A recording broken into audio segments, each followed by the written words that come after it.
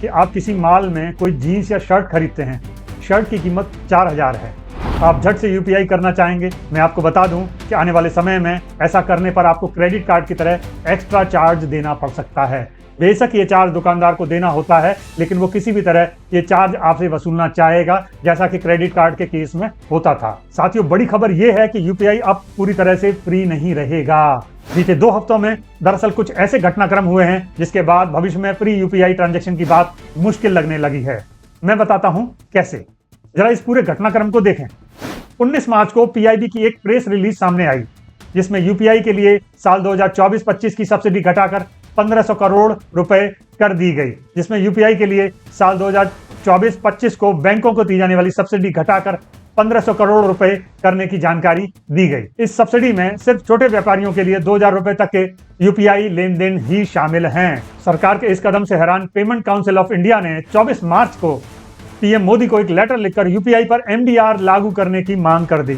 दरअसल payment council of India बैंकों के बीच यूपीआई पेमेंट ट्रांजैक्शन करने वाली नॉन बैंकिंग कंपनियों का एक समूह है। अब समझिए साथियों, एमडीआर क्या वाला है, जनता से इसका क्या लेना देना है। एमडीआर दरअसल वह फीस है जिसे बैंक डिजिटल भुगतान की सुविधा देने वाले व्यापारियों दुकानदारों से वसूलते हैं। यह भी बताता चलूं साथियों, यूपीआई पर एमडीआर 2020 तक लगता था, लेकिन सरकार ने इसे तब समाप्त कर दिया था। अगर सरकार यूपीआई लेन देन पर एमडीआर फिर से लागू करती है तो दुकानदार इस लागत को कस्टमर से वसूल सकता है।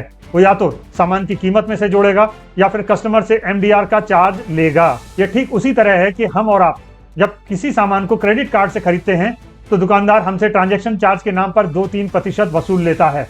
यानी यूपीआई की हालत भी क्रेडिट कार्ड जैसी हो सकती है। एक डर ये भी है, दुकानदार आपसे यूपीआई के बजाय कैश मांगना शुरू कर दें और फिर कैश का जमाना लौट आए। ऐसा होते ही साथियों, भारत में डिजिटलीकरण का ढांचा चरमरा जाने की आशंका है। फिलहाल यूपीआई के जरिए आम लोगों द्वारा किए अधिकांश ट्रांजैक्शन पर कोई चार्ज नहीं लगता।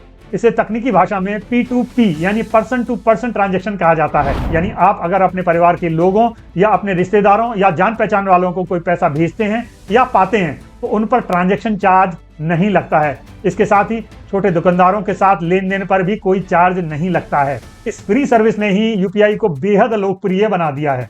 लोगों ने डिजिटल लेन देन के लिए क्रेडिट कार्ड, डेबिट कार्ड या वॉलेट का सहारा लेना लगभग छोड़ दिया है। अब समस्या क्यों खड़ी हुई ये भी जान लेते हैं। दरअसल सरकार बैंकों को यूपीआई ट्रांजैक्शन फ्री रखने के लिए जो सब्सिडी देती थी उसे सरकार ने घटा दिया है। इस साल यह घटकर 1500 करोड़ रुपए रह गई है। यही विवाद की जड़ है। पेमेंट काउंसिल ऑफ इंडिया का कहना है कि फ्री यूपीआई से उन्हें घाटा हो रहा है और सरकार ने सब्सिडी घटाकर और मुसीबत बढ़ा दी है। दरअसल फ्री यूपीआई के ऐलान को खुद से वापस न लेना पड़े, इसलिए सरकार ने ये दूसरा तरीका अपनाया है, जिसमें यूपीआई फ्री रखने का उसने अपना ऐलान तो वापस नहीं लिया, लेकिन पिछले दरवाजे से जो सब्सिडी वो बैंकों को फ्री यूपीआई ट्रांजैक्शन के लिए देती थी उसे घटा दिया। साथ ही उसने ये साफ किया है कि ये सब्सिडी सिर्फ P2B यानी पर्सन टू बिजनेस के लिए ही है, जिसमें P2B की सीमा मात्र 2000 रुपए रखी गई है। एक तरह से सरकार ने बैंकों और पेमेंट काउंसिल ऑफ इंडिया को शुल्क लेने के लिए इनडायरेक्ट हरी झंडी दे दी है। साथियों, ऐसा नहीं है कि सरकार फ्री यूपीआई के फेर से निकलने के लिए कोई जुगत नहीं लगा रही थी।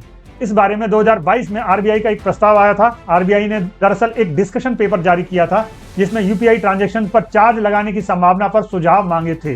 इसमें कहा गया था कि यूपीआई एक फंड ट्रांसफर सिस्टम है जैसे आईएमपीएस, और इस पर भी उसी तरह चार्ज लगाया जा सकता है। हालांकि तब इस पर कोई अंतिम निर्णय नहीं लिया गया था। साथियों, ऐसा हुआ तो यूपीआई का क्रेज खत्म होने की आशंका है। लोकल सर्कल जैसे संगठनों के सर्वे में दावा किया गया है कि अगर यूपीआई पर ट्रांजैक्शन चार्ज लगाया गया तो 73 से 75% लोग इसका इस्तेमाल कम या बंद कर सकते हैं। इससे साफ होता है कि जनता इस कदम के खिलाफ है, जो सरकार के लिए एक चुनौती हो सकती है। तो दोस्तों, यूपीआई पर थी ये हमारी खास पेशकश। कल फिर किसी नए मुद्दे के साथ हाजिर होंगे। तब तक के लिए नमस्कार। अपने इस चैनल को लाइक और सब्सक्राइब करना ना भूलिएगा।